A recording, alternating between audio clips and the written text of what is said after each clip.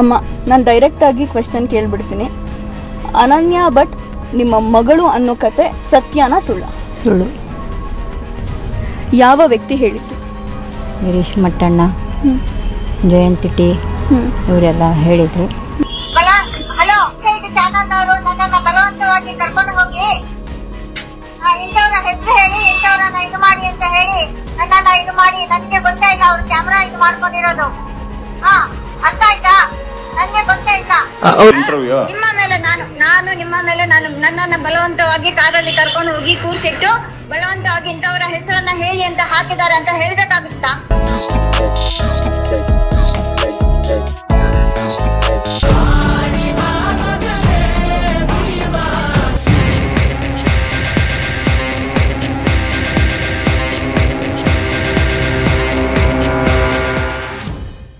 Hello, ನಮಸ್ಕಾರ.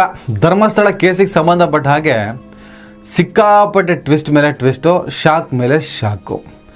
ವಿಷಯಾಧಾರಿತವಾಗಿ ಬೆಂಬಲ ಕೊಟ್ಟವ್ರಿಗಂತೂ ತಲೆ ಚಿಟ್ಟು ಹಿಡಿಯುವಂಥ ಪರಿಸ್ಥಿತಿ. ಹಾಗಂತ ಪೊಲೀಸ್ ತನಿಖೆ ಮುಗಿಯೋವರೆಗೂ ಸೂಕ್ತವಾಗಿ ಹೀಗೆ ಆಯಿತು ಅನ್ನೋ ನಿರ್ಧಾರಕ್ಕೆ ಬರೋಕ್ಕಾಗಲ್ಲ ಅಂತ ಹೇಳ್ತಾನೆ ಇವತ್ತಿನ ಇಂಪಾರ್ಟೆಂಟ್ ವಿಡಿಯೋವನ್ನು ನಾನು ಮಾಡ್ತಾಯಿದ್ದೀನಿ. ಸ್ನೇಹಿತರೆ, ಸುಜಾತಾ ಭಟ್ ಅವರನ್ನು ಇನ್ಸೈಟ್ ರಶ್ ಅನ್ನುವಂಥ ಒಂದು ಯೂಟ್ಯೂಬ್ ಚಾನಲ್ಲು ಒಂದು ಕಾರಲ್ಲಿ ಕೂತ್ಕೊಂಡು ಇಂಟರ್ವ್ಯೂ ಮಾಡ್ತಾರೆ. ಅವ್ರು ಹೇಳ್ತಾರೆ, ನನಗೆ ಅನನ್ಯ ಭಟ್ ಅನ್ನೋ ಮಗಳೇ ಇಲ್ಲ. ಗಿರೀಶ್ ಮಟ್ಟಣ್ಣ, ತಿಮ್ರೋಡಿ, ಜಯಂತ್ ಹೀಗೆ ಒಂದು ಟೀಮು ನನ್ನನ್ನು ಬೆದರಿಸಿ, ಹೆದರಿಸಿ ಅಥವಾ ನನ್ನನ್ನು ಪುಸಲಾಯಿಸಿ ಈ ಥರದೊಂದು ಸ್ಟೇಟ್ಮೆಂಟನ್ನು ಕೊಡೋಕ್ಕೆ ಹೇಳಿದ್ರು. ಅನನ್ಯ ಭಟ್ ಅನ್ನೋ ಮಗಳೇ ನನಗಿಲ್ಲ. ಅನನ್ಯ ಭಟ್ ನಿಮ್ಮ ಮಗಳು ಅನ್ನೋ ಕತೆ ಸತ್ಯನಾ ಸುಳ್ಳ? ಸುಳ್ಳು. ಅನನ್ಯ ಭಟ್ ಅನ್ನೋ ಮಗಳೇ ಇರಲಿಲ್ಲ ನಿಮಗೆ? ನನಗೆ ನನ್ನ ಜಾಗದ ಯಾವುದೋ ವಿಚಾರಕ್ಕೆ ಸೆಟ್ಲ್ಮೆಂಟ್ ಆಗಬೇಕಾಗಿತ್ತು. ಅದಕ್ಕೆ ಸಂಬಂಧಪಟ್ಟ ಹಾಗೆ ನನಗೆ ನ್ಯಾಯ ಬೇಕಾಗಿತ್ತು. ಹಾಗಾಗಿ ಅನನ್ಯ ಭಟ್ ಅನ್ನುವಂಥ ಒಂದು ಕಥೆಯನ್ನು ಸೃಷ್ಟಿ ಮಾಡಲಾಯಿತು. ಆಮೇಲೆ ಅದೇನೋ ಜೈನರ ಅಸ್ತಿತ್ವದಲ್ಲಿ ದೇವಸ್ಥಾನ ಇನ್ನೊಂದು ಏನೇನೋ ಕತೆ ಹೇಳ್ತಾರೆ, ಅದರ ಬಗ್ಗೆ ಚರ್ಚೆ ಬೇಡ. ಯಾವ ವ್ಯಕ್ತಿ ಹೇಳಿದ್ದು? ಗಿರೀಶ್ ಮಟ್ಟಣ್ಣ, ಜಯಂತಿ ಟಿ ಇವರೆಲ್ಲ ಹೇಳಿದರು. ಇದು ಸುಜಾತಾ ಭಟ್ ಕೊಟ್ಟಂಥ ಶಾಕು. ಸಿಕ್ಕಾಪಟ್ಟೆ ತಲೆ ಕೆಟ್ಟು ಹೋಗಿತ್ತು ಎಲ್ಲರಿಗೂ. ಒಂದು ನ್ಯಾಯಕ್ಕೆ ಆಗ್ರಹಿಸಿ ಯಾವುದೋ ಹೆಣ್ಣುಮಗಳು ಹೋಗಿದ್ಲಂತೆ, ಮಿಸ್ ಆದ್ಲಂತೆ. ಸೌಜನ್ಯ ಕೇಸಿಂದ ಶುರು ಆಗೋದಿಲ್ಲ. ಸೌಜನ್ಯ ಪ್ರಕರಣಕ್ಕೆ ಸಂಬಂಧಪಟ್ಟ ಹಾಗೆ ನ್ಯಾಯಕ್ಕೆ ಆಗ್ರಹಿಸಿ ನಡೀತಿದ್ದಂಥ ದಶಕಗಳ ಹೋರಾಟದಲ್ಲಿ ಇದ್ದಕ್ಕಿದ್ದಂಗೆ ಸುಜಾತಾ ಭಟ್ ಅವರ ಪ್ರವೇಶ ಆಗ್ತದೆ. ಅದಾದಮೇಲೆ ಭೀಮಾ ಪ್ರವೇಶ ಆಗ್ತಾನೆ. ಸುಜಾತಾ ಭಟ್ ಒಂದು ಕಡೆ ಇನ್ಸೈಟ್ ರಶ್ ಚಾನಲ್ನಲ್ಲಿ ಅನನ್ಯ ಭಟ್ ನನ್ನ ಮಗಳೇ ಅಲ್ಲ ಅಂತ ಹೇಳ್ತಾಳೆ. ಅದಾದಮೇಲೆ ಇಮಿಡಿಯೇಟ್ ಆಗಿ ಒಂದು ಯೂಟ್ಯೂಬ್ ಚಾನಲ್ಗೆ ಸ್ಟೇಟ್ಮೆಂಟ್ ಕೊಡ್ತಾಳೆ. ಅದಾದ ಮೇಲೆ TV9 ಸೇರಿದ ಹಾಗೆ ಕರ್ನಾಟಕ ರಾಜ್ಯದ ಪ್ರಮುಖ ವಾಹಿನಿಗಳ ಸ್ಟೇಟ್ಮೆಂಟ್ ಕೊಡ್ತಾರೆ. ಯಾರೋ ನನ್ನನ್ನು ಹೆದರಿಸಿ ಬೆದರಿಸಿ ಅನನ್ಯ ಭಟ್ ನಿನ್ನ ಮಗಳಲ್ಲ ಅಂತ ಹೇಳು, ತಿಮ್ರೋಡಿ, ಮಟ್ಟಣ್ಣ ಸೇರಿದಾಗೆ ಅವ್ರ ವಿರುದ್ಧವಾಗಿ ಸ್ಟೇಟ್ಮೆಂಟ್ ಕೊಡು, ಅವರೇ ನನ್ನ ಹತ್ರ ಈ ಥರ ಸುಳ್ಳು ಹೇಳೋದಕ್ಕೆ ಪುಸಲಾಯಿಸಿದ್ರು, ಹೇಳಿಕೆ ಕೊಡು ಅಂತ ಹೆದರಿಸಿದ್ರು ಅನ್ನುವಂಥ ಸ್ಟೇಟ್ಮೆಂಟನ್ನು ಕೊಡ್ತಾರೆ. ಹಲೋ, ಚಾನಲ್ನವರು ನನ್ನನ್ನು ಬಲವಂತವಾಗಿ ಕರ್ಕೊಂಡು ಹೋಗಿ ಇಂಥವ್ರ ಹೆಸರು ಹೇಳಿ ಇಂಥವ್ರನ್ನ ಇದು ಮಾಡಿ ಅಂತ ಹೇಳಿ ನನ್ನನ್ನ ಇದು ಮಾಡಿ, ನನಗೆ ಗೊತ್ತಾಯ್ತ ಅವ್ರ ಕ್ಯಾಮ್ರಾ ಇದು ಮಾಡ್ಕೊಂಡಿರೋದು. ಅರ್ಥ ಆಯ್ತಾ? ನನಗೆ ಗೊತ್ತಾಯ್ತ. ನಿಮ್ಮ ಮೇಲೆ ನಾನು ನಿಮ್ಮ ಮೇಲೆ ನನ್ನನ್ನ ಬಲವಂತವಾಗಿ ಕಾರಲ್ಲಿ ಕರ್ಕೊಂಡು ಹೋಗಿ ಕೂರ್ಸಿಟ್ಟು ಬಲವಂತವಾಗಿ ಇಂಥವರ ಹೆಸರನ್ನ ಹೇಳಿ ಅಂತ ಹಾಕಿದ್ದಾರೆ ಅಂತ ಹೇಳ್ಬೇಕಾಗುತ್ತಾ? ನಿನ್ನೆ ರಾತ್ರಿ ಇಡೀ ನಡೆದಂಥ ಹೈಡ್ರಾಮಾ ಇದು. ಇವತ್ತು ಬೆಳಗ್ಗೆ ಭೀಮಾ ಅರೆಸ್ಟ್ ಆಗಿದ್ದಾನೆ. ಭೀಮಾ ಅಲಿಯಾಸ್ CN ಚಿನ್ನಯ್ಯ ಅಂತ ಹೇಳ್ಬಿಟ್ಟು ಆತನನ್ನು SIT ಪೊಲೀಸ್ ಅರೆಸ್ಟ್ ಮಾಡಿದ್ರು. ಇಷ್ಟು ದಿನ ವಿಚಾರಣೆಗೆ ಕರ್ಕೊಂಡು ಹೋಗ್ತಾ ಇದ್ರು. ಬೆಳಗ್ಗೆ ಹೋಗ್ತಿದ್ದ, ಸಂಜೆವರೆಗೂ SIT ಪೊಲೀಸರ ಜೊತೆ ಆ ಭೂಮಿ ಅಗಿಯುವ, ಅಸ್ಥಿಪಂಜರ ಹುಡುಕುವ, ಅಸ್ಥಿಪಂಜರ ಶೋಧನೆ ಮಾಡುವಂಥ ಕೆಲಸಕ್ಕೆ ಮುಂದಾಗ್ತಾ ಇದ್ದರು. ಇದು ತೋರಿಸ್ತಿದ್ದ. ಯಾಕಂದರೆ ಈತನ ಒಂದು ಪತ್ರವನ್ನು ಈ ಸಂದರ್ಭದಲ್ಲಿ ನಾವು ನೆನಪು ಮಾಡ್ಕೋಬೇಕು. ಏನಿತ್ತು ಆ ಪತ್ರದಲ್ಲಿ? SB ಅರುಣ್ಗೆ ಹೋದಂಥ ಒಂದು ಪತ್ರ. ಅತ್ಯಂತ ಭಾರವಾದ ಹೃದಯದಿಂದ ಹಾಗೂ ಪರಿಹಾರವಾಗದ ಪಾಪ ಪ್ರಜ್ಞೆಯಿಂದ ಹೊರಬರುವ ಸಲುವಾಗಿ ಈ ದೂರು ನೀಡ್ತಾ ಇದ್ದೇನೆ. ನಾನು ಕಂಡ ಕೊಲೆಗಳು ಸ್ವೀಕರಿಸಿದ ಶವಗಳನ್ನು ಹೂತು ಹಾಕದಿದ್ದರೆ ಆ ಶವಗಳ ಜೊತೆಯಲ್ಲೇ ಮಣ್ಣು ಪಾಲಾಗಿಸುವ ನಿರಂತರ ಜೀವ ಬೆದರಿಕೆ ಮತ್ತು ತಳಿತಗಳ ನೋವಿನ ನೆನಪಿನ ಹೊರೆಯನ್ನು ಇನ್ನು ಹೊರಲು ನನ್ನಿಂದ ಸಾಧ್ಯವೇ ಇಲ್ಲ. ಈ ಮೂಲಕ ನಾನು ಬಹಿರಂಗಪಡಿಸುತ್ತಿರುವ ಕೊಲೆಯ ಅನೇಕ ಪುರುಷರು ಮತ್ತು ಅತ್ಯಾಚಾರಕ್ಕೊಳಗಾಗಿ ಕೊಲೆಗಳಾದ ಅನೇಕ ಯುವತಿಯರು ಮತ್ತು ಮಹಿಳೆಯರ ಮಾಹಿತಿಯನ್ನು ತೀವ್ರಗತಿಯಲ್ಲಿ ತನಿಖೆಗೊಳಪಡಿಸಿ ನನಗೆ ಮತ್ತು ನನ್ನ ಕುಟುಂಬಕ್ಕೆ ರಕ್ಷಣೆಯನ್ನು ಒದಗಿಸುವಂತೆ ಕೋರ್ತಾ ಇದ್ದೇನೆ. ನಾನು 11 ವರ್ಷಗಳ ಹಿಂದೆ ಧರ್ಮಸ್ಥಳವನ್ನು ರಾತ್ರೋರಾತ್ರಿ ತೊರೆದೆ. ನನ್ನ ಸಣ್ಣ ಕುಟುಂಬವನ್ನು ನನ್ನೊಡನೆ ಎಳೆದೊಯ್ದೆ. ನೆರೆ ರಾಜ್ಯವೊಂದರಲ್ಲಿ ತಲೆಮರೆಸಿಕೊಂಡೆ. ಧರ್ಮಸ್ಥಳದಿಂದ ದೂರವಿದ್ದರೂ ನಾನು ಮತ್ತು ನನ್ನ ಕುಟುಂಬ ಯಾವುದೇ ಕ್ಷಣದಲ್ಲಿ ಹಿಂದಿನವರಂತೆಯೇ ಕೊಲೆಗಳಾಗುತ್ತೇವೆ ಎಂಬ ಖಚಿತತೆ ನಮ್ಮನ್ನು ದಿನನಿತ್ಯ ಕಾಡಿದೆ. ನಾನು ಹುಟ್ಟಿದ್ದು ಅತ್ಯಂತ ಕೆಳಗಿನವನೆಂದು ಕರೆಯಲಾಗುವ ಜಾತಿಯಲ್ಲಿ. ನಾನು 1995ರಿಂದ ಡಿಸೆಂಬರ್ 2014ರವರೆಗೆ ಧರ್ಮಸ್ಥಳ ದೇವಸ್ಥಾನದಡಿ ನೈರ್ಮಲ್ಯ ಕಾರ್ಮಿಕನಾಗಿ ಕೆಲಸ ಮಾಡ್ತಾ ಇದ್ದೆ.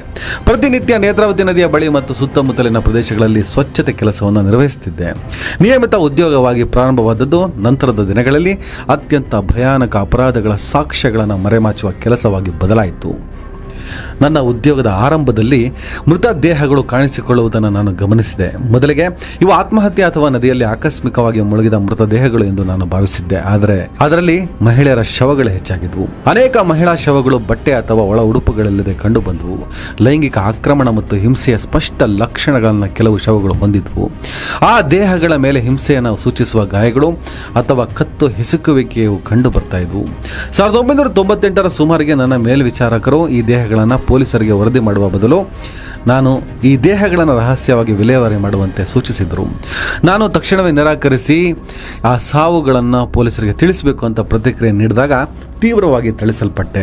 ನಾನೇನಾದರೂ ಅವರ ನಿರ್ದೇಶನಗಳನ್ನು ಅನುಸರಿಸಲು ನಿರಾಕರಿಸಿದರೆ ಅಥವಾ ಅದರ ಬಗ್ಗೆ ಯಾರಿಗಾದರೂ ತಿಳಿಸಿದರೆ ನಿನ್ನನ್ನು ತುಂಡು ತುಂಡಾಗಿ ಕತ್ತರಿಸ್ತೀವಿ, ನಿನ್ನ ದೇಹವು ಉಳಿದ ಶವಗಳಂತೆ ಹೂತಲ್ಪಡುತ್ತೆ, ನಿನ್ನ ಕುಟುಂಬದವರೆಲ್ಲರನ್ನು ಬಲಿ ಹಾಕ್ತೇವೆ ಎಂದು ಬೆದರಿಸಿ ಆಕ್ರೋಶ ವ್ಯಕ್ತಪಡಿಸಿದರು. ಈ ಹಿಂದೆ ಆ ಕೆಲಸವನ್ನು ನಿರ್ವಹಿಸುತ್ತಿದ್ದ ವ್ಯಕ್ತಿಯು ಹಿಂಜರಿದೊಡನೆಯೇ ಕಣ್ಮರೆಯಾದ ಎಂದು ಅವರು ಹೇಳ್ತಾ ಇದ್ರು. ಅವರ ಬೆದರಿಕೆಯಲ್ಲಿ ಸಂಶಯವೇ ಇರಲಿಲ್ಲ. ಪಾಲಿಸು ಇಲ್ಲವೇ ಕುಟುಂಬ ಸಮೇತವಾಗಿ ತುಂಡು ತುಂಡಾಗಿ ಕತ್ತರಿಸಲ್ಪಡು ಎಂದಾಗಿತ್ತು. ಮೃತ ದೇಹಗಳಿರುವ ನಿರ್ದಿಷ್ಟ ಸ್ಥಳಗಳಿಗೆ ಮೇಲ್ವಿಚಾರಕರು ನನ್ನನ್ನು ಕರೀತಾ ಇದ್ರು. ಅನೇಕ ಬಾರಿಯ ಈ ದೇಹಗಳು ಅಪ್ರಾಪ್ತ ಹೆಣ್ಣು ಮಕ್ಕಳು, ಮಹಿಳೆಯರಾಗಿದ್ವು. ಒಳ ಉಡುಪು ಇರದ ಹರಿದ ಬಟ್ಟೆ ಮತ್ತು ಅವರ ಖಾಸಗಿ ಭಾಗಗಳಿಗೆ ಆಗಿದ್ದ ಗಾಯಗಳು ಅವರ ಮೇಲೆ ಕ್ರೂರ ಲೈಂಗಿಕ ಆಕ್ರಮಣವನ್ನು ಸೂಚಿಸ್ತಾ ಇದ್ವು. ಕೆಲವು ದೇಹಗಳ ಮೇಲೆ ಆ್ಯಸಿಡ್ನಿಂದ ಸುಟ್ಟ ಗುರುತುಗಳು ಸಹ ಹರಿತಾ ಇದ್ವು. ನನ್ನನ್ನು ಬಹಳವಾಗಿ ಕಾಡಿರುವ ಘಟನೆ ಎಂದರೆ 2010ರಲ್ಲಿ ಕಲೇರಿಯಲ್ಲಿರುವ ಪೆಟ್ರೋಲ್ ಬಂಕ್ನಿಂದ ಸುಮಾರು 500 ಮೀಟರ್ ದೂರದಲ್ಲಿರುವ ಸ್ಥಳಕ್ಕೆ ನನ್ನನ್ನು ಮೇಲ್ವಿಚಾರಕರು ಕಳಿಸಿದರು. ಅಲ್ಲಿ ನಾನು ಹದಿಹರೆಯದ ಹುಡುಗಿಯ ದೇಹವನ್ನು ಕಂಡೆ. ವಯಸ್ಸು ಅಂದಾಜು 12ರಿಂದ 15 ವರ್ಷಗಳ ನಡುವೆ ಇರಬಹುದು. ಅವಳು ಶಾಲಾ ಸಮವಸ್ತ್ರದ ಶರ್ಟ್ ಧರಿಸಿದ್ಲು, ಆದರೆ ಅವಳ ಲಂಗ ಮತ್ತು ಒಳ ಉಡುಪುಗಳು ಇರಲಿಲ್ಲ. ಅವಳ ದೇಹವು ಲೈಂಗಿಕ ಆಕ್ರಮಣದ ಸ್ಪಷ್ಟ ಲಕ್ಷಣಗಳನ್ನು ಹೊಂದಿತ್ತು. ಅವಳ ಕುತ್ತಿಗೆಯ ಮೇಲೆ ಕತ್ತು ಹಿಸುಕಿರುವ ಗುರುತುಗಳಿದ್ವು. ನನಗೆ ಗುಂಡಿ ಅಗೆಯಲು ಮತ್ತು ಅವಳ ಶಾಲಾ ಬ್ಯಾಗ್ನೊಂದಿಗೆ ಅವಳನ್ನು ಹೂಳಲು ನಿರ್ದೇಶನ ನೀಡಿದರು. ಆ ಸನ್ನಿವೇಶವು ಎಂದಿಗೂ ಮಾಸಿಲ್ಲ. ಮತ್ತೊಂದು ಮರೆಯಲಾಗದ ಘಟನೆ 20ರ ಹರೆಯದ ಮಹಿಳೆಯ ಮೃತದೇಹದ್ದಾಗಿತ್ತು. ಆಕೆಯ ಮುಖ ಆ್ಯಸಿಡ್ನಿಂದ ಸುಡಲಾಗಿತ್ತು. ಆ ದೇಹವನ್ನು ದಿನಪತ್ರಿಕೆಯಿಂದ ಮುಚ್ಚಲಾಗಿತ್ತು. ಆಕೆಯ ದೇಹವನ್ನು ಹೂಳದೆ ಆಕೆಯ ಪಾದರಕ್ಷೆ ಮತ್ತು ಅವಳ ಎಲ್ಲ ವಸ್ತುಗಳನ್ನು ಸಂಗ್ರಹಿಸಿ ಅವಳೊಂದಿಗೆ ಸುಡಲು ನನಗೆ ಮೇಲ್ವಿಚಾರಕರು ಸೂಚಿಸಿದರು. ಮತ್ತು ಧರ್ಮಸ್ಥಳ ಪ್ರದೇಶದಲ್ಲಿ ಭಿಕ್ಷಾಟನೆಗೆ ಬಂದ ಬಡ ಮತ್ತು ನಿರ್ಗತಿಕ ಪುರುಷರು ವ್ಯವಸ್ಥಿತವಾಗಿ ಕೊಲೆಯಾದ ಅನೇಕ ಘಟನೆಗಳಿಗೆ ನಾನು ಸಾಕ್ಷಿಯಾದೆ. ಅವರನ್ನು ಕೊಲ್ಲುವ ವಿಧಾನವು ಅತ್ಯಂತ ಕ್ರೂರವಾಗಿತ್ತು. ಅವರನ್ನು ಕೊಠಡಿಯ ಕುರ್ಚಿಗಳಿಗೆ ಕಟ್ಟಲಾಗ್ತಾ ಇತ್ತು ಮತ್ತು ಟವಲ್ಗಳನ್ನು ಬಳಸಿ ಹಿಂದಿನಿಂದ ಹಿಡಿದು ಉಸಿರುಗಟ್ಟಿಸಲಾಗ್ತಿತ್ತು. ಆ ಕೊಲೆಗಳು ನನ್ನ ಸಮ್ಮುಖದಲ್ಲಿ ನಡೆದವು. ದೂರದ ಅರಣ್ಯ ಪ್ರದೇಶಗಳಲ್ಲಿ ಈ ದೇಹಗಳನ್ನು ಹೂತು ಹಾಕಲು ನನಗೆ ನಿರ್ದೇಶನ ನೀಡ್ತಾ ಇದ್ರು. ನನ್ನ ಉದ್ಯೋಗಾವಧಿಯಲ್ಲಿ ಧರ್ಮಸ್ಥಳ ಪ್ರದೇಶದಾದ್ಯಂತ ಹಲವಾರು ಸ್ಥಳಗಳಲ್ಲಿ ಮೃತದೇಹಗಳನ್ನು ಹೂತು ಹಾಕಿರುತ್ತೇನೆ. ಕೆಲವೊಮ್ಮೆ ನಿರ್ದೇಶಿಸಿದಂತೆ ಮೃತದೇಹಗಳನ್ನು ಡೀಸೆಲ್ ಬಳಸಿ ಸುಟ್ಟು ಹಾಕಿರುತ್ತೇನೆ. ಯಾವುದೇ ಕುರುಹು ಸಿಗದಂತೆ ಸುಟ್ಟು ಹಾಕಬೇಕೆಂದು ನಿರ್ದೇಶನ ನೀಡ್ತಾ ಇದ್ರು. ಈ ರೀತಿ ವಿಲೇವಾರಿಯಾದ ಮೃತದೇಹಗಳು ನೂರಾರು. 2014ರ ಹೊತ್ತಿಗೆ ನಾನು ಅನುಭವಿಸುತ್ತಿದ್ದ ಮಾನಸಿಕ ಹಿಂಸೆಯು ಅಸಹನೀಯವಾಗಿತ್ತು. ಮೇಲ್ವಿಚಾರಕರ ಸಂಪರ್ಕದಲ್ಲಿದ್ದ ವ್ಯಕ್ತಿಯೊಬ್ಬನಿಂದ ನನ್ನ ಕುಟುಂಬದ ಬಾಲಕಿಯು ಲೈಂಗಿಕ ಕಿರುಕುಳಗೊಳಗಾದಾಗ ನಾವೆಲ್ಲರೂ ಅಲ್ಲಿಂದ ಕೂಡಲೇ ತಪ್ಪಿಸಿಕೊಳ್ಳಬೇಕೆಂದು ಅರಿತೆವು. ಇಲ್ಲವಾದಲ್ಲಿ ಅಲ್ಲೇ ಅಂತ್ಯ ಕಾಣುವ ಭಯ ಜೋರಾಯಿತು. ಡಿಸೆಂಬರ್ 2014ರಲ್ಲಿ ನಾನು ನನ್ನ ಕುಟುಂಬದೊಂದಿಗೆ ಧರ್ಮಸ್ಥಳದಿಂದ ಓಡೋದೆ. ನಾವು ಎಲ್ಲಿಗೆ ಹೋಗ್ತಾ ಇದ್ದೀವಿ ಎಂಬುದರ ಸುಳಿವು ಯಾರಿಗೂ ಸಿಗದಂತೆ ಖಚಿತಪಡಿಸಿಕೊಂಡೆ. ಅಂದಿನಿಂದ ಇಲ್ಲಿಯವರೆಗೆ ನೆರೆ ರಾಜ್ಯವೊಂದರಲ್ಲಿ ಜೀವ ಭಯದಿಂದ ತಲೆಮರೆಸಿಕೊಂಡು ವಾಸಿಸುತ್ತಿದ್ದೇವೆ. ನಿವಾಸಗಳನ್ನು ಬದಲಾಯಿಸ್ತಾ ಇದ್ದೇವೆ. ಆದರೆ ಮಾನಸಿಕ ಪಾಪ ಪ್ರಜ್ಞೆಯ ಹೊರೆಯಲ್ಲಿಯೇ ಇನ್ನೂ ಬದುಕ್ತಾ ಇದ್ದೇನೆ. ನನ್ನ ಆತ್ಮಸಾಕ್ಷಿಯು ಇನ್ನೂ ಮೌನ ಮುಂದುವರಿಸಲು ಅನುಮತಿಸುತ್ತಿಲ್ಲ. ಮಣ್ಣಾಗಿ ಹೋದ ಅವರೆಲ್ಲರೂ ಯಾರೆಂದು ಮತ್ತು ಅವರ ಅತ್ಯಾಚಾರ ಹಾಗೂ ಕೊಲೆಗೆ ಕಾರಣಕರ್ತರು ಯಾರೆಂದು ಇನ್ನಾದರೂ ಎಲ್ಲರಿಗೂ ಗೊತ್ತಾಗಬೇಕೆಂದು ನಿರ್ಧರಿಸಿರುವೆ. ನನ್ನ ಬದುಕಿಗೆ ಅಂಟಿರುವ ಅಪಾಯದ ಹೊರತಾಗಿಯೂ ನಾನು ಮಾತನಾಡಲೇಬೇಕೆಂದು ತೀರ್ಮಾನಿಸಿರುವೆ. ನಾನು ಹೇಳುತ್ತಿರುವುದರ ಪುರಾವೆಯಾಗಿ ಇತ್ತೀಚೆಗೆ ಧರ್ಮಸ್ಥಳದಲ್ಲಿ ಮೃತದೇಹ ಉಳಿದ ಸ್ಥಳವೊಂದಕ್ಕೆ ರಹಸ್ಯವಾಗಿ ಹೋಗಿ ಕಳೇಬರವನ್ನು ಹೊರತೆಗೆದಿದ್ದೇನೆ. ಈ ಸ್ಥಳದ ವಿವರವನ್ನು ತನಿಖಾಧಿಕಾರಿಗೆ ನೀಡಲು ಸಿದ್ಧನಿರುವೆ. ಈ ಕಳೇಬರದ ಛಾಯಾಚಿತ್ರ ಮತ್ತು ಕಳೇಬರವನ್ನೇ ಈ ದೂರಿನೊಂದಿಗೆ ಸಲ್ಲಿಸುತ್ತಿದ್ದೇನೆ. ಕೊಲೆ ಮಾಡ್ತಾ ಇದ್ರು, ಶವನ ಹೂಳಕ್ಕೆ ಹೇಳ್ತಾ ಇದ್ರು. ಮ್ಯಾಕ್ಸಿಮಮ್ ಅತ್ಯಾಚಾರಕ್ಕೊಳಗಾದ ಕೊಲೆಯಾದ ಶವಗಳನ್ನೇ, ಅದರಲ್ಲೂ ಹೆಣ್ಣುಮಕ್ಳ ಶವಗಳನ್ನು ಹೂಳ್ತಾ ಇದ್ದೆ. ಅದಾದಮೇಲೆ ಭಿಕ್ಷುಕರು, ಭಿಕ್ಷಾಟನೇ ಆ ಸುತ್ತಮುತ್ತ ಇರಬಾರ್ದು ಅನ್ನೋ ಕಾರಣಕ್ಕೆ ಭಿಕ್ಷುಕರನ್ನ ಕೊಲ್ತಾ ಇದ್ರು. ಆಮೇಲೆ ಒಂದು ಕೋಣೆಯಲ್ಲಿ ಕೂಡು ಹಾಕ್ತಾಯಿದ್ರು, ಕೂಡು ಹಾಕ್ಬಿಟ್ಟು ಕುರ್ಚಿಯಲ್ಲಿ ಕೂರಿಸಿ ವಿಚಿತ್ರವಾಗಿ ಸಾಯಿಸ್ತಾ ಇದ್ರು. ಒಂದು ಸಿನಿಮಾಟಿಕ್ ಅಂತ ಅನ್ಸಲ್ವಾ? ಅವತ್ತೇ ನಾನು ಈ ಮಾತನ್ನು ಹೇಳಿದ್ದೆ. ಒಬ್ಬ ಸೈಕೋಪಾತ್ ಮಾತ್ರ ಈ ಥರ ಮಾಡಬಲ್ಲ ಅಂತ ಹೇಳ್ಬಿಟ್ಟು ಕನ್ವಿನ್ಸ್ ಆಗ್ತದೆ. ಈ ಥರದ ಲೆಟ್ರ್ ಮೂಲಕ ಬರ್ತಾನೆ. ಅದಾದಮೇಲೆ ಅವರ ವಕೀಲರು ಕರ್ಕೊಂಡು ಬರ್ತಾರೆ, ಕೋರ್ಟಿಗೆ ಅವ್ರನ್ನ ಸಬ್ಮಿಟ್ ಮಾಡ್ತಾರೆ. ಬೆಳ್ತಂಗಡಿ ಕೋರ್ಟ್ ಮುಂದೆ ತನ್ನ ಸ್ಟೇಟ್ಮೆಂಟನ್ನು ದಾಖಲು ಮಾಡ್ತಾನೆ. ಅದಾದಮೇಲೆ ಸರ್ಕಾರ SIT ರಚನೆ ಮಾಡುತ್ತೆ, ತನಿಖೆ ನಡೆಯುತ್ತೆ. ಸುಮಾರು 13 ಗುಂಡಿಯನ್ನು ತೋಡಲಾಗುತ್ತೆ. ಆಧುನಿಕ ಟೆಕ್ನಾಲಜಿನ ಕಡೆ ಹಂತದಲ್ಲಿ ಬಳಸ್ತಾರೆ, ಆದರೂ ಕೂಡ ಏನು ಪ್ರಯೋಜನ ಆಗಲ್ಲ. 2 ಕಡೆ ಮೂಳೆಗಳು ಸಿಗ್ತವೆ, ಒಂದು ಕಡೆ ಅಸ್ಥಿಪಂಜರ, ಇನ್ನೊಂದು ಕಡೆ ಮೂಳೆ ಸಿಗುತ್ತೆ ಅಂತ ಹೇಳ್ಬಿಟ್ಟು ಸದನದಲ್ಲಿ ಸಿದ್ದರಾಮಯ್ಯನವರು ಕೂಡ ಸ್ಟೇಟ್ಮೆಂಟನ್ನು ಕೊಟ್ಟಿದ್ರು. ಈ ಹಂತದಲ್ಲೇ ಭೀಮನನ್ನು ಅರೆಸ್ಟ್ ಮಾಡ್ತಾರೆ, ಅವನನ್ನೇ ಕಸ್ಟಡಿ ತಗೊಂಡು ಎನ್ಕ್ವೈರಿ ಮಾಡ್ತಾರೆ. ಇದರ ಹಿಂದೆ ಇರುವಂಥ ಸಂಚೇನು, ವಾಸ್ತವ ಏನು, ಸತ್ಯ ಏನು, ಎಲ್ಲವನ್ನು ಬಾಯ್ಬಿಡಿಸ್ತಾರೆ ಅನ್ನುವಂಥ ಮಾಹಿತಿ ಇತ್ತು. ಅದನ್ನು ನಾನು ಹೇಳಿದ್ದೆ. ಸ್ನೇಹಿತರೆ, ಸೌಜನ್ಯ ಪ್ರಕರಣ. ಸೌಜನ್ಯ ಅನ್ನೋ ಹೆಣ್ಣು ಮಗಳನ್ನು ಭೀಕರವಾಗಿ ಅತ್ಯಾಚಾರ ಮಾಡಿ ಕೊಲೆ ಮಾಡಲಾಗುತ್ತೆ.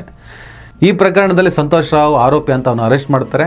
ಆತ ಜೈಲು ಶಿಕ್ಷೆ ಕೂಡ ಅನುಭವಿಸ್ಬರ್ತಾನೆ, ಆದರೆ ನಿರಪರಾಧಿ ಅಂತ ಹೊರಗೆ ಬರ್ತಾನೆ. ಆತ ನಿರಪರಾಧಿ ಅಂದಮೇಲೆ ಸೌಜನ್ಯಗಳನ್ನು ಕೊಂದವರು ಯಾರು? ಈ ವಿಚಾರವಾಗಿ ಸಂತೋಷ್ ರಾವ್ ಯಾವಾಗ ಈ ಕೇಸಲ್ಲಿ ಅರೆಸ್ಟ್ ಆಗ್ತಾನೆ ಅವತ್ತಿಂದನೂ ಸಂತೋಷ್ ರಾವ್ ಆರೋಪಿ ಅಲ್ವೇ ಅಲ್ಲ, ಇದ್ರ ಹಿಂದೆ ಬೇರೆ ಯಾರೋ ಇದ್ದಾರೆ ಅಂಥೇಳಿ ಪರ್ಟಿಕ್ಯುಲರ್ ಆಗಿ ಕೆಲವರ ಹೆಸರನ್ನು ಮೆನ್ಷನ್ ಮಾಡ್ತಾರೆ.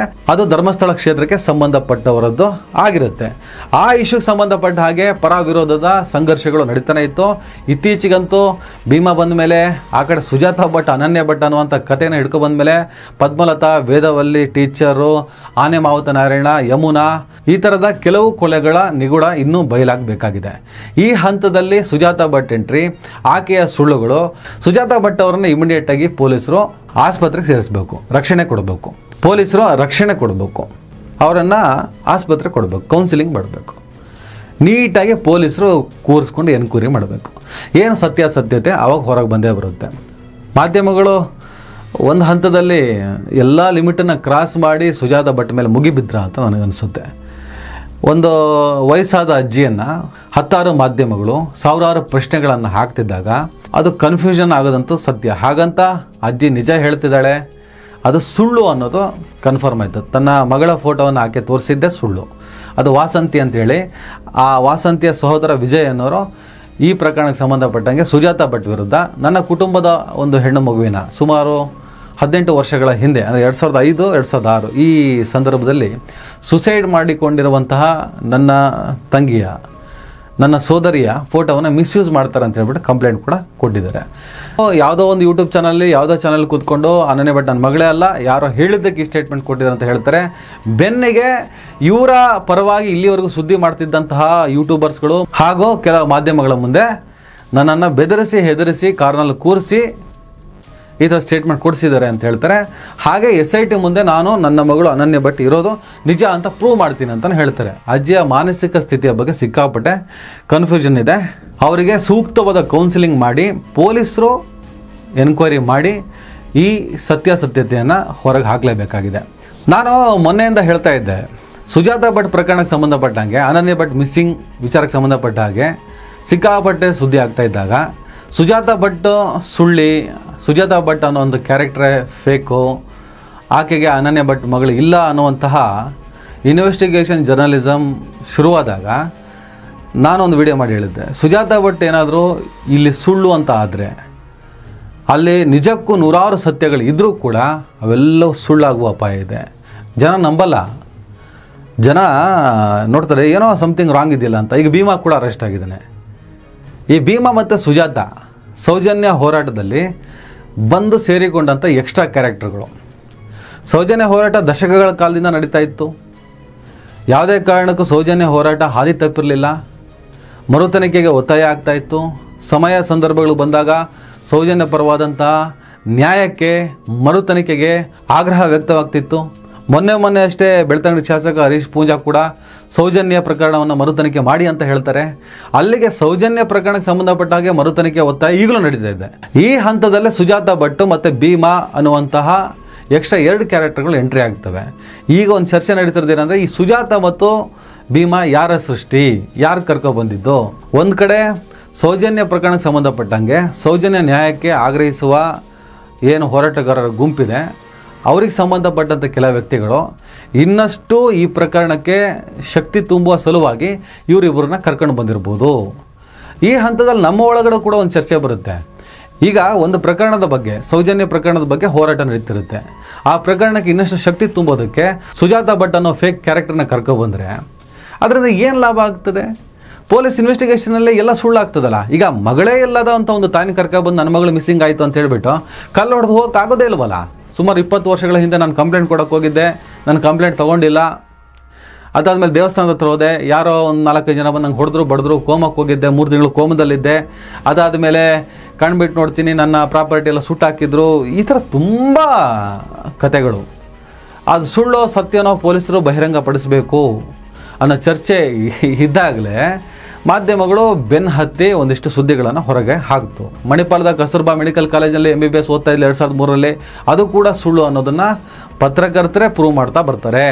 ಅದಾದಮೇಲೆ ಸೌಜನ್ಯ ಪರ ಹೋರಾಟ ಮಾಡ್ತಾ ಇದ್ದಂಥ ಯೂಟ್ಯೂಬ್ ಚಾನಲ್ನ ಕೆಲವರು ಸುಜಾತಾ ಭಟ್ನ ಒತ್ತಾಯ ಮಾಡಿಬಿಟ್ಟು ಒಂದಿಷ್ಟು ಫೋಟೋ ಇದ್ದರೆ ಕಳಿಸಿ ಅಂತ ಹೇಳ್ಬಿಟ್ಟು ಹೇಳ್ತಾರಂತೆ. ಆಗ ಆಕೆ ಒಂದು ಫೋಟೋ ಕಳಿಸ್ತಾರೆ. ಅದನ್ನು ಗೂಗಲ್ನಲ್ಲಿ ರಿವರ್ಸ್ ಚೆಕ್ಕಿಗೆ ಹಾಕಿದಾಗ ಗೂಗಲ್ ವೆಬ್ಸೈಟ್ನಲ್ಲಿದ್ದಂಥ ಒಂದು ಫೋಟೋ ಅಂತೆ. ಆಗ ಸೌಜನ್ಯ ಪರ ಹೋರಾಟ ಮಾಡುತ್ತಿದ್ದಂಥ, ವಿಷಯಾಧಾರಿತವಾಗಿ ಬೆಂಬಲ ಕೊಡುತ್ತಿದ್ದಂಥ ಕೆಲ ಪತ್ರಕರ್ತರು ಸುಜಾತಾ ಭಟ್ಟಿಂದ ದೂರ ನಿಲ್ತಾರೆ. ಇದೇನೋ ಬೇರೆ ಕಥೆನೇ ಇದೆ, ಇದು ದೊಡ್ಡ ಸುಳ್ಳಿದೆ ಅಂತೇಳಿ. ಹೀಗೆ ಸುಜಾತಾ ಭಟ್ ಒಂದು ಸುಳ್ಳನ್ನು ನಿಜ ಮಾಡೋದಕ್ಕೆ ನೂರಾರು ಸುಳ್ಳುಗಳನ್ನು ಹೇಳ್ತಾನೆ ಬರ್ತಾರೆ. ಜೊತೆಗೆ ನೂರಾರು ಮಾಧ್ಯಮಗಳ ಸಾವಿರಾರು ಪ್ರಶ್ನೆಗಳಿಗೆ ತತ್ತರಿಸಿ ಹೋಗ್ತಾರೆ. ಇಲ್ಲೊಂದು ಸ್ಟೇಟ್ಮೆಂಟ್, ಅಲ್ಲೊಂದು ಸ್ಟೇಟ್ಮೆಂಟ್. ಬರೀ ನಿನ್ನೆ ಸಂಜೆ 6 ಗಂಟೆಯಿಂದ ರಾತ್ರಿ 10 ಗಂಟೆವರೆಗೂ 3 ರೀತಿಯ ಸ್ಟೇಟ್ಮೆಂಟ್ಗಳನ್ನು ಕೊಟ್ಟಿದ್ದಾರೆ. ಅಜ್ಜಿ ಒತ್ತಡದಿಂದ ಈ ಥರ ಕನ್ಫ್ಯೂಷನ್ ಆಗಿದ್ದಾರೆ. ಇತರೆ ಲೆಕ್ಕಾಚಾರಕ್ಕೆ ಬರೋದಕ್ಕಿಂತ ಹೆಚ್ಚಾಗಿ ಪೊಲೀಸರು ಇಮಿಡಿಯೇಟಾಗಿ ಚಿಡಿಸುವಂಥ ವಿಚಾರವನ್ನು ಕ್ಲಿಯರ್ ಮಾಡಬೇಕಾಗಿದೆ. ಬಹುಶಃ ಪೊಲೀಸ್ ಆ ಕೆಲಸವನ್ನು ಮಾಡ್ತಾರೆ. ಈಗ ಭೀಮಾ ಕೂಡ ಅರೆಸ್ಟ್ ಆಗಿದ್ದಾನೆ. ಭೀಮಾ ಅನ್ನೋ ಕ್ಯಾರೆಕ್ಟರ್ ಕೂಡ ಅನ್ಎಕ್ಸ್ಪೆಕ್ಟೆಡ್ ಎಂಟ್ರಿ. ನೂರಾರು ಹೂತಿಟ್ಟ ಶವಗಳನ್ನು, ಸತ್ಯಗಳನ್ನು ನಾನು ತೋರಿಸ್ಕೊಡ್ತೀನಿ ಅಂತ ಬಂದ.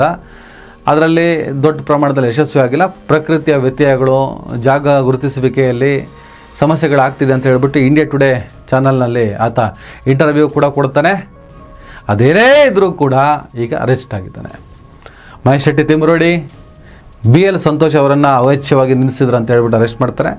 ಅದರ ಬೆನ್ನಿಗೆ ಸಮೀರ್ ಬಂಧನಕ್ಕೂ ಬಲೆ ಹಾಕ್ತಾರೆ. ಆತನ ನಿರೀಕ್ಷಣೆ ಜಾಮೀನು ತಗೋತಾನೆ. ಈಗ ಭೀಮ್ ಅರೆಸ್ಟ್ ಆಗಿದ್ದಾನೆ. ಸುಜಾತಾ ಭಟ್ ಕನ್ಫ್ಯೂಸ್ ಮಾಡ್ತಾ ಇದ್ದಾರೆ. ಸೌಜನ್ಯ ಪ್ರಕರಣಕ್ಕೂ ಈ ಡೆವಲಪ್ಮೆಂಟಿಗೂ ಅಂಥ ಸಂಬಂಧ ಇಲ್ಲ. ಸೌಜನ್ಯ ಕೇಸಿಗೂ, ಸೌಜನ್ಯ ಹೋರಾಟಕ್ಕೂ, ಸೌಜನ್ಯ ಪ್ರಕರಣದ ಮರುತನಿಖೆಗೂ ಈ ಸುಜಾತಾ ಭಟ್ ಆಗಲಿ ಭೀಮನ ಪ್ರಕರಣಕ್ಕೆ ಒಂದಕ್ಕೊಂದು ಸಂಬಂಧ ಇಲ್ಲ. ಗೃಹ ಸಚಿವರಾದ ಪರಮೇಶ್ವರರು ಕೂಡ ಭೀಮನ ಪ್ರವೇಶ ಅಂದರೆ ಈ ಚಿನ್ನಯ್ಯನ ಪ್ರವೇಶ ಹೂತಿಟ್ಟ ಶವಗಳಿಗೆ ಸಂಬಂಧಪಟ್ಟಿದ್ದು ಮಾತ್ರ, ಸೌಜನ್ಯ ಪ್ರಕರಣಕ್ಕೆ ಸಂಬಂಧಪಟ್ಟಿದ್ದು ಅಲ್ಲ ಅಂತ ಹೇಳಿದರು. ಅಲ್ಲಿಗೆ ಸೌಜನ್ಯ ಪ್ರಕರಣಕ್ಕೆ ಸಂಬಂಧಪಟ್ಟ ಹಾಗೆ ಅದರ ಮರುತನಿಖೆಯ ಒತ್ತಾಯ ಅದು ಹಾಗೇ ಇದೆ. ಆದರೆ ಈ ಭೀಮಾ ಮತ್ತು ಸುಜಾತಾ ಭಟ್ ಈ ಎಕ್ಸ್ಟ್ರಾ 2 ಕ್ಯಾರೆಕ್ಟರ್ಗಳಿದ್ದಾವಲ್ಲ, ಅದಂತೂ ಸಿಕ್ಕಾಪಟ್ಟೆ ಕನ್ಫ್ಯೂಸ್ ಮಾಡಾಕಿದೆ. ಅದರ ಸತ್ಯಾಸತ್ಯತೆಯನ್ನು ಪೊಲೀಸರು ಹೊರಗಡೆ ಹಾಕೋದಂತೂ ಖಾತ್ರಿ. ಮೊದಲಿಂದನೂ ಅದನ್ನೇ ಹೇಳ್ತಾ ಇದ್ದೆ. ಊಹಾಪೋಹಗಳಿಗೆ ಗಿವೆ ಆಗೋ ಬದಲು ಪೊಲೀಸರು ತನಿಖೆ ಮಾಡಿ ರಿಪೋರ್ಟ್ ಕೊಡೋವರೆಗೂ. ಈಗ ಪೊಲೀಸರು ಭೀಮನನ್ನು ಅರೆಸ್ಟ್ ಮಾಡಿದ ಕೂಡಲೇ ಭೀಮ ತಪ್ಪಿತಸ್ಥ, ಚಿನ್ನಯ್ಯ ತಪ್ಪಿತಸ್ಥ, ಎಲ್ಲ ಪಿತೂರಿ, ಎಲ್ಲ ಷಡ್ಯಂತ್ರ ಅಂತ ಹೇಳೋಕ್ಕಾಗಲ್ಲ. ಇರಲೂಬಹುದು. ಎಲ್ಲದಕ್ಕೂ ಪೊಲೀಸರು ರಿಪೋರ್ಟ್ ಕೊಡೋವರೆಗೂ ಕಾದು ನೋಡಬೇಕು, ಕಾಯಬೇಕು, ಅರ್ಜೆಂಟ್ ಮಾಡಬಾರ್ದು. ಸುಜಾತಾ ಭಟ್ ತುಂಬ ತುಂಬ ತಲೆನೋವಿನ ವಿಚಾರ ಅದು. ಯಪ್ಪ, ಏನಾದರೂ ಇನ್ನಷ್ಟು ಅಪ್ಡೇಟ್ಗಳಿದ್ರೆ ಖಂಡಿತ ಕೊಡ್ತೀನಿ. ನಮಸ್ಕಾರ. ದಯವಿಟ್ಟು ಎಲ್ಲರೂ ಈ ಚಾನಲ್ನ ಸಬ್ಸ್ಕ್ರೈಬ್ ಮಾಡಿ. ನಿಮ್ಗೆ ಇಷ್ಟ ಆದರೆ ಈ ಚಾನಲ್ಗೆ ಜಾಯ್ನ್ ಆಗಿ. ಈ ವಿಡಿಯೋ ಇಷ್ಟ ಆದರೆ ದಯವಿಟ್ಟು ಎಲ್ಲರೂ ಶೇರ್ ಮಾಡಿ. ಸ್ವತಂತ್ರ ಪತ್ರಿಕೋದ್ಯಮವನ್ನು ಬೆಂಬಲಿಸಿ. ನನ್ನ ಯುಕ್ತಿಗೆ ನಿಮ್ಮ ಶಕ್ತಿಯೇ ಶ್ರೀರಕ್ಷೆ.